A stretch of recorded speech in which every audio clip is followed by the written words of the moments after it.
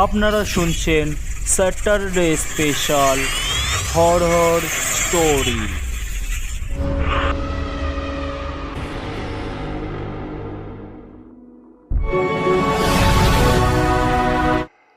বাংলা সাহিত্যের কিছু রোমাঞ্চকর কাহিনী নিয়ে সাজানো আমার এই বিশেষ নিবেদন স্যাটারডে হরর স্টোরি।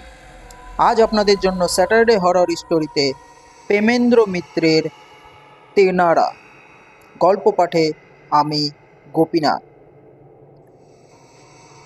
তেনারা এই গল্প আমরা নিয়েছি মলয় শঙ্কর দাশগুপ্তের লেখা সত্যি ভূতের গল্প এই বইটি থেকে। গল্পটি যদি আপনাদের ভালো লেগে থাকে অবশ্যই চ্যানেলটিকে সাবস্ক্রাইব করে দেবেন এবং পাশে থাকা বেল আইকনটি অবশ্যই বাজিয়ে দেবেন, যাতে আমার গল্পের নোটিফিকেশনগুলো অতি সহজে আপনাদের কাছে পৌঁছে যায়। তো শুরু করছি আজকের গল্প, প্রেমেন্দ্র মিত্রের তেনারা। গল্পের সূত্রধার আমি গোপীনাথ।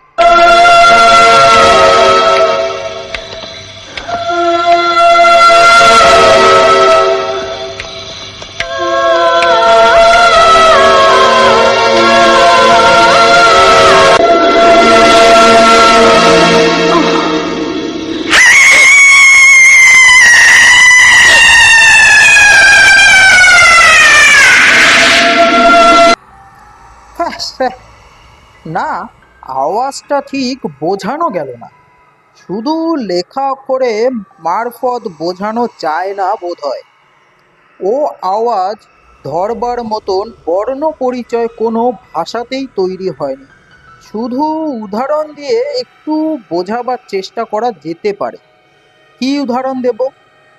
এই যে একজোড়া পোড়া কাপড় মাঝখান থেকে ধরে দু হাতে ছিঁড়ে দুফাল করা, না শুধু তাই নয়, সে কাপড় ছিঁড়ে দু ফাঁক করার শব্দের সঙ্গে একটা ডুকরে উঠতে চাওয়া কান্নাকে যেন পেঁচানো সিপি ঘুরিয়ে চেপে দেওয়া। আওয়াজ যেমনই হোক, ভরকালাম না। ভরকাবো কেন? খুঁজে পেতে সাধ করে এমন একটা ডাক সাইডে কমসে কম 200 বছরের পুরো বাড়িতে রাত কাটাতে এসেছি।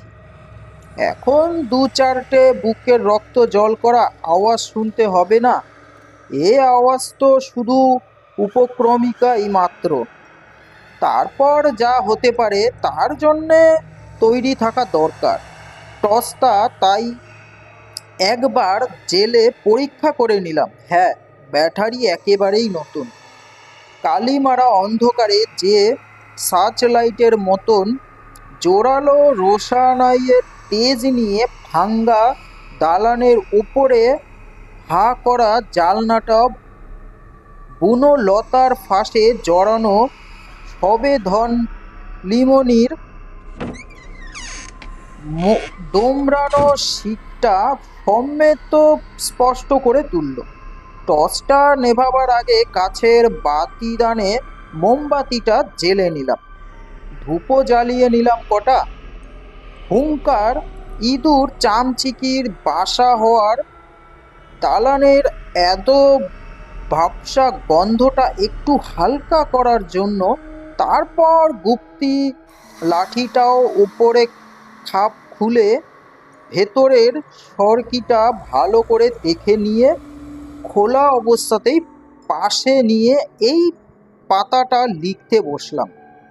হাত ঘড়িটা দেখে নিলাম, রাত 1টা বাজতে 3 মিনিট। 3 মিনিট না হোক আর 3 ঘন্টার মধ্যে যা হবার হবেই। আওয়াজের যে নমুনা দিয়ে পাল্টা শুরু হয়েছে তাতে রাত জাগার মজুরি ভালো করেই পোষাবে বলে মনে হয়। এই পর্যন্ত লিখে কলমটা থামিয়ে চারিদিকে একবার তাকালাম। আওয়াজটার অনুকূল বলেই মনে হচ্ছে। বাইরে হাওয়া টাওয়া নেই। মোমবাতি সলতের প্রায় নিষ্কম হয়ে জ্বলছে। নেহাত শীর্ণ একটা বাতি, তার আলো আবার বাসবার জায়গা। আর খাটটা ছাড়িয়ে অতি ভয়ে ভয়েই যেন আবছা অন্ধকারে দেয়াল আর ছাদের দিকে এগোতে গিয়ে থেমে গেলাম। ঝিঝি টিজি পোকা নয়, কি একটা অজানা পোকা অন্ধকারের নিস্তব্ধতা যেন থেকে থেকে আচমকা কুড়ে কুড়ে ফুটো করবার চেষ্টা করছে। পোড়া কাপড় ছিঁড়ে দুভাগ করার সঙ্গে পেঁচানো ছিপিতে চেপে দেওয়া কান্না শোনানো যে আওয়াজটার খানিক আগে শুনেছিলাম, সেটা একেবারে থেমে গেলেও কিন্তু একটা হবার সময় ঘনিয়ে আসছে বলেই মনে হয়। লেখবার খাতাটা সরিয়ে রেখে তৈরি হয়ে বসলাম। কোনো দিক দিয়ে কি ধরনের চমকটা আসবে তা ভাবার চেষ্টা করে লাভ নেই। তবে এই ভাঙা দালানের মধ্যেই কিছু একটা হওয়ার কথা, আমার পেছনে নয় সামনে। পিছনে কিছু হওয়ার সম্ভাবনা একেবারে দেওয়ালের পিঠে দিয়ে বসে একরকম কাটিয়ে রেখেছি বলা যায়। ঝুল ধুলো সব সাফ করে তার জন্য একটু খাটতেও হয়েছে। অন্ধকার দিনের তৈরি দেওয়ালটা বেশ মজবুত আছে এখনো। পুরনো পঙ্কের কাজ বেরাঙ্গা হয়ে উঠে গেলেও কোথাও ফাটল টাটল ধরেনি। কিন্তু পেছনে কিছু হতে গেলে দেওয়ালটা ভেঙে বা উড়িয়ে দিয়েই হবে। সে সুদস্য সম্ভাবনাটা আপাতত বাতিল করে সামনের দিক সম্বন্ধেই সজাগ হলাম। হয়তো দুপাশের পলস্তারা খসে হাড়পাড়ার বোঝানো দেওয়ালের ধারে জমে থাকা ভাঙা ঘূর্ণধর সব আসবাবপত্রের স্তূপ, কিংবা সামনের ওই হা করা বিভীষিকার মতন জালনাটাতেও তাদের কারণ অভিভাব দেখব। মাথায় উপকার প্রায় অন্ধকার ছাদটা থেকেও কিছু হতে পারে, কিন্তু কই? হাত ঘড়িটার মাঝে মাঝে আপনা থেকেই চোখ না দিয়ে পারছি না। 5-10 মিনিট করতে করতে বড় কাঁটাটা যেন নিজের ছায়ের দাগে ছুঁই ছুঁই করছে, অথচ সেই গায়ে কাঁটা দেওয়ার প্রথম আওয়াজের পর আর কোনো সাড়া শব্দই নেই। আজ ধাপধারা এক আধা জংলি মুল্লুকের অন্তত 10-20 বছর প্রায় করা এক পোড়া ভিটের ভাঙা দালানের বদলে চৌরঙ্গির কোনো দোকানের দোতলায় বসে আছি ভাবলেও চলে। 1:30টার দাগ প্রায় হয়ে ঘড়ির বড় ছোট কাঁটা ক্রমশ 2টো পৌঁছে গেল। নিশুতি রাত ভোরের বাইরে ঝিমঝিম করে, কিন্তু এই পর্যন্ত তার বেশি আর কোনো অভাবিক কিছুই একটু উকি পর্যন্ত নেই। শেষকালে এত তোড়জোড় করে আসার হয়রানি, রাত জাগার এই সব মিথ্যে হবে নাকি? এইটুকু লিখে বেশ একটু হতাশ নিয়েই খাতাটা আবার বন্ধ করলাম। আমিও, কিন্তু একটু নয়, রীতিমতো হতাশ হয়ে। এত আশা এত আগ্রহ নিয়ে শুরু করার পর শেষ অবধি এমন কি অহংকারের মার খাওয়া। সমস্ত ব্যাপারটা এমন গোড়া থেকে একটু খুলে বলতে হয়। এতক্ষণ ধরে অধীর কৌতূহলে যা পড়েছিলাম তা একটু পুরনো ছোঁড়াখোড়া অনেক ঘন্টার ঘন্টি ময়না বেরঙ্গা মোটা খেরো খাতা মাত্র। খাতার বদলে কাগজের বান্ডিল বললেও হয়। আলগা পাতাটা খসে হারিয়ে যাওয়ার ভয়ে একটা লাল শালুর টুপলির মধ্যে বাঁধা। সেই অবস্থাতেই আমি পেয়েছিলাম শহরের বোধহয় সবচেয়ে লম্বা দৌড়ের 45 নম্বর বাসে। যাচ্ছিলাম বালিগঞ্জ হয়ে এয়ারপোর্টে। ভিআইপি রোড ধরে ভাঙড় কানলি টনলি ছাড়াবার পর আমার দিকের সিটগুলো কিছুটা খালি হয়ে গিয়েছিল। সেই সময়ে বান্ডিলটা ঠিক আমার পাশেই দেখলাম। এ বান্ডিল যে কার তার কোনো হদিশ মেলেনি। স্পষ্টই কাগজ ভরা আলগা বান্ডিল দেখে উপস্থিত সকলের সামনে খোলার পর মালিক না টানা অজানা থেকেই গেল। দলিলপত্র বা দামি কাগজ টাগজ নয়, নেহাত জড়ানো শেখের হাতের লেখার ভরা একটা হাতে সেলাই বস্তা কাগজের খেরো খাতা। দেখে সেটা আমার হাতে দিয়ে কারুর আপত্তি হয়নি। খাতাটা আগাগোড়া হাতরে নাম ঠিকানা কিছুই পেলে আমি মালিকে পাঠিয়ে দেব বলে কথা দিয়েছি।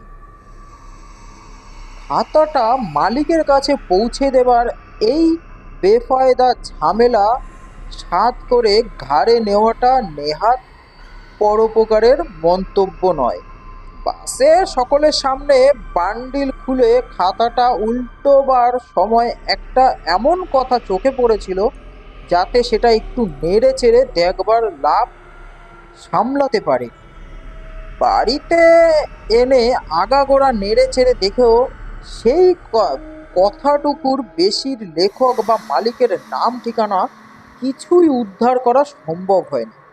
খাতার মধ্যে ছোট্ট চিরকুটে গোছের একটা চিঠির খরচা পেয়ে তা থেকে কিছু হদিশ পাবার যে আশাটুকু হয়েছিল, চিঠি পড়বার পর তার বরবাদ হয়ে গিয়েছে।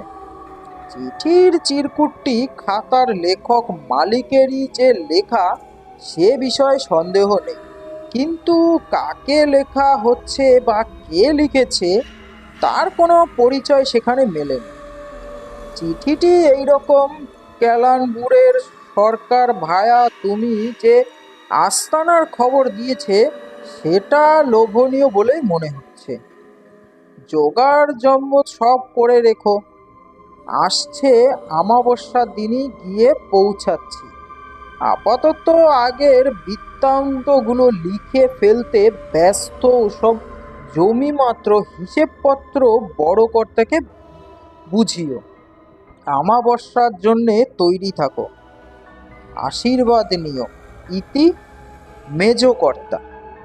চিঠিটা কোনো কারণে ফেলা হয়নি বলে এই মেজকর্তার নামটুকু শুধু পেয়েছি। এই মেজকর্তা নামটুকু বাদে আর যে কথাটা প্রথমে পেয়েছিলাম সেটা হলো মোক্ষম। কথাটা হলো ভূত শিকার।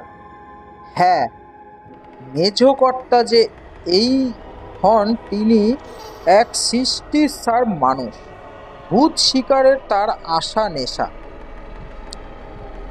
আদর পাড়ার বন বাদর যত বেয়ারা দিন ঘুটে জায়গায় হোক, হদিশ কিছু পেলেই তিনি ভূত শিকার করে বেড়ান।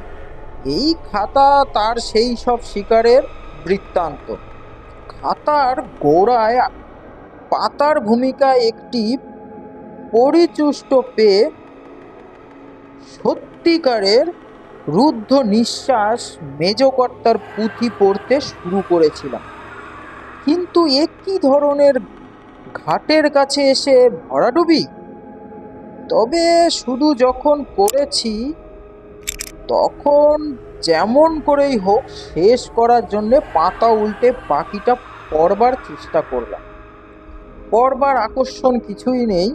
মেজকর্তা নিজেই তার আশাভক্ষ নিয়ে বর্ণ ব্যাখ্যা করেছেন, কিন্তু খাতা বন্ধ করে রেখেই বা লাভটা কি?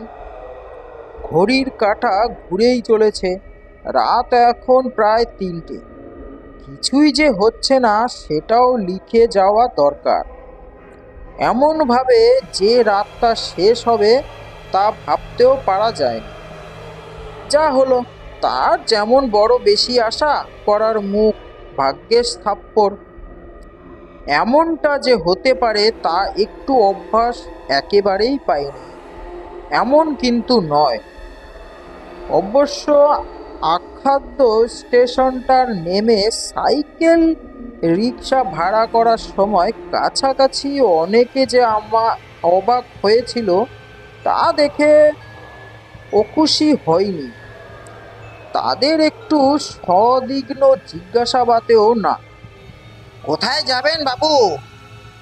নৈহারের পাঁচকুটি।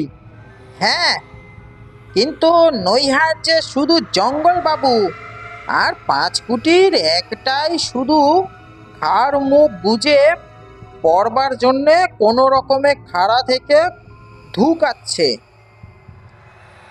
তবু রিক্সা একটা পেয়েছিলাম শেষ পর্যন্ত। রিক্সাওয়ালা গরম বা সাহস অন্যদের চেয়ে একটু বেশি।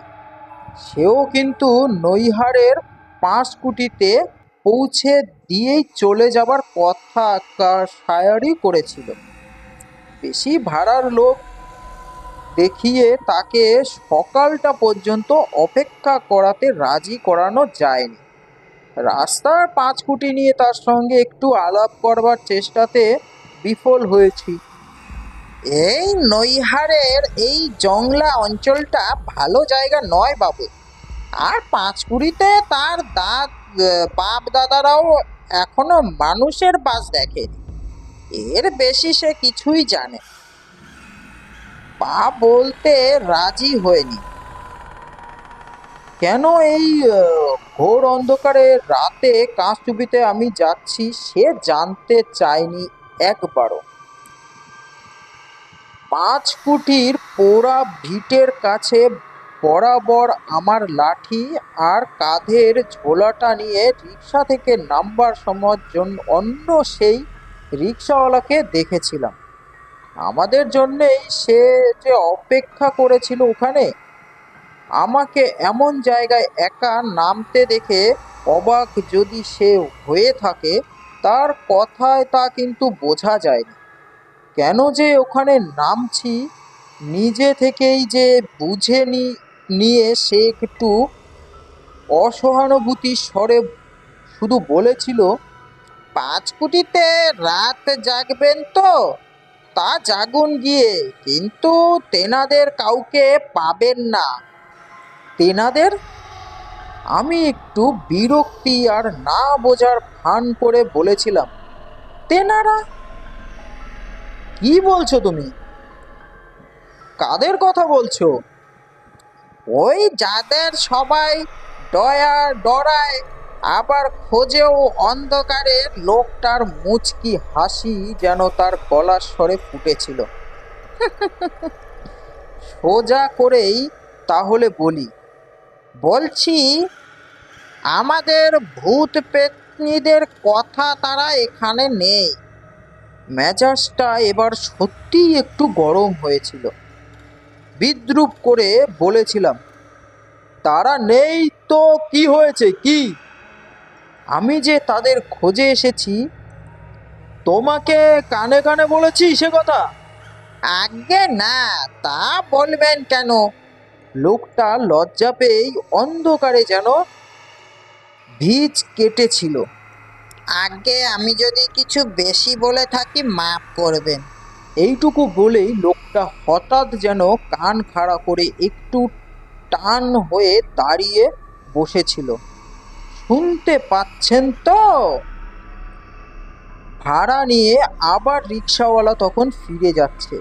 সেদিকে চেয়ে রুগ্ধ গলাতেই বলেছিলাম, কি শুনবো? ও তো আমার রিক্সাওয়ালার ঘন্টি। আগে না, লোকটা এবার জোর দিয়ে বলেছিল, সাইকেলের ঘন্টা নয়, সরাইল্লার ডাক। সরাইল্লা আজ যখন আছে তখন ভাবনা নেই। কি বলছে কি লোকটা? পাগল টাগল তো মনে হয়। একটু ধমকে দুসুরে বলেছিলাম, কি সব কাজ বকছো? হ্যাঁ, কি সব বাজে বকছো? সরাইল্লা আবার কি? আগে সরাইল্লা কুকুর, ওই শুনুন না। লোকটা পোড়া পাঁচকুটির ভিতর দিকেই আঙুল দেখিয়েছিল। সেদিকে ফিরে বেশ একটু মন দিয়েই শোনবার চেষ্টা করেছিলাম। তারপর কিছুই শুনতে পাইনি। সেদিক থেকে মুখ ফিরিয়ে লোকটার মুখ কড়া বকুনি দিলাম। কি সব উল্টোপাল্টা বকছেন, হ্যাঁ? কিন্তু দেখি বকুনিটা অনুমান করেই সে ইতিমধ্যে তখন নিঃশব্দ তার রিকশা নিয়ে সরে পালাচ্ছে। তারপর থেকে ওই নিষ্পাপ পাহারাই চলছে। রাত ৩:২০। হঠাৎ কি হঠাৎ ও কি, না না, ওই তো এবার ঠিক শুনতে পেয়েছি। লোকটা তাহলে মিথ্যে বলেনি। কুকুরের ডাক। সে যে কুকুর নয়, সেই বিখ্যাত সারাইল কুকুরের জাত, কিন্তু ডাকটা আরো যেন হিংস্র, আরো বুক কাঁপানো। সেই সকলের কুল বাংলার সরাইল কুকুর এখানে কোথা থেকে আসবে? সে কোথা ভাববার মনের অবস্থা নয়। সমস্ত শরীরটা শুধু যেন হিম করে যাচ্ছে। অথচ লোকটা বলেছিল সরাইল কুকুর যখন আছে তার ভাবনা নেই। কেন বলেছিল সেই কথা বোঝবার চেষ্টা করবার আগেই শিউরে উঠল শরীরটা। হচ্ছেটা কি? কিছু একটা হচ্ছে, একটা শব্দ, না একটা গন্ধ, না শুধু একটা অনুভূতি, তা বুঝতে পারছি না। কিন্তু মোমবাতির আবছা আলোটাই যেন একটু আতঙ্কের কাঁপুনি পড়াচ্ছে। গুপ্তি লাঠিটা কাছে টেনে টর্চের বোতামটা টিপলাম, কিন্তু আলো কই? টর্চ থেকে খিনিকাটা অন্ধকারের তোরই যেন সামনে গিয়ে হা করা জানলাটার উপর পড়েছে। আর যেখানে সেই মাথা আর চোখ, না পুরুষ কি মেয়ে, কঙ্কালের মুখ কি চোখ নয়, অজগর, অতি বড় দুঃস্বপ্নের কল্পনা ছড়ানো বীভৎস বিরাট ভয়ঙ্কর এক অজগর মাথা ধীরে ধীরে জানলার দোমড়ানো গড়াদে আরো সরিয়ে পিছনের গালে আসছে। কালো বিদ্যুতের মতন একটা জিভটা পলকে পলকে বার করতে করতে মুখ আর জিভের চোখে ভয়ঙ্কর তার চোখ। তাতে পলক পড়ে না, শুধু যেন সম্মোহনের সারা শীতে জাঁতাকালে চেপে সবচেয়ে চেপে ধরে আড়ার করে রাখছে। সেই মুহূর্তে সরাইলটা দেখলাম কুকুর নয়, যেন কালো চিতারি একটা চাবুক তীক্ষ্ণ খুদে নমুনা। অজগরটা জানলা দিয়ে গলে যখন নিরুত্তিত মতো এগিয়ে আসছে, সরাইলটা গিয়ে ঝাঁপিয়ে পড়ল তার মাথা লক্ষ্য করে। সম্মোহনটা কি কেটে গেল তাতেই। সরকি লাঠির নিয়ে উঠে দাঁড়ালাম এক লাফে। পাগলের মতন সেই স্বর্গীয় খোঁচার পর খোঁচা বসালাম অজগরটার গায়ে, মাথার চোখে। বিরাট কাছির মতন দেহটা তার কিলবিলিয়ে উঠল সেই দারুণ খোঁচায়। কিন্তু কিন্তু সেই কিলবিলিয়ে ওঠার মধ্যেই যে সরাইলটাকে তার কুণ্ডলীর মধ্যে পাক দিয়ে ফেলেছে সে। অক্লান্তভাবে সরকি চালালাম। অজগরের মরণ খিঁচুনি থেমে গেল শেষ পর্যন্ত, কিন্তু সেই সঙ্গে তার আলিঙ্গনের পিছে গুঁড়ো হওয়া সরাইলটা। নিজেকেও প্রায় বেহোশ হয়ে মেঝোর ওপর শুয়ে পড়তে হলো।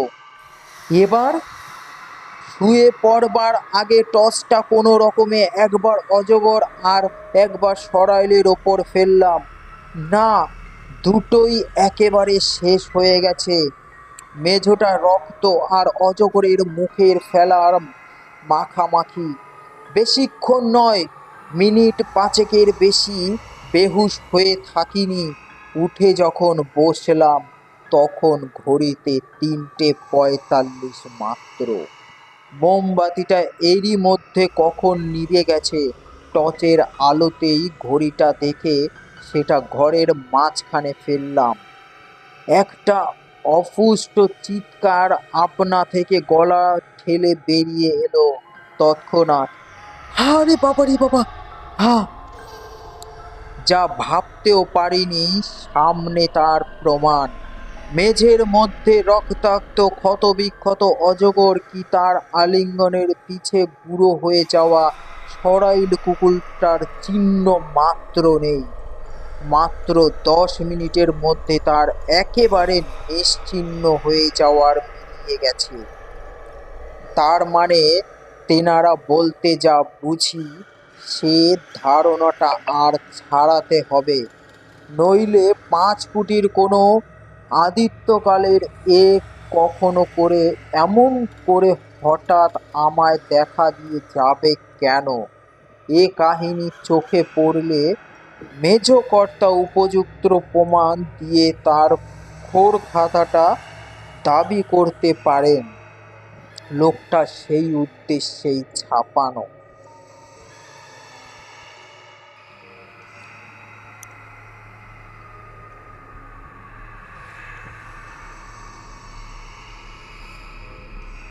এতক্ষণ শুনছিলেন প্রেমেন্দ্র মিত্রের তেনারা এবং গল্পের সূত্রধার আমি গোপীনাথ।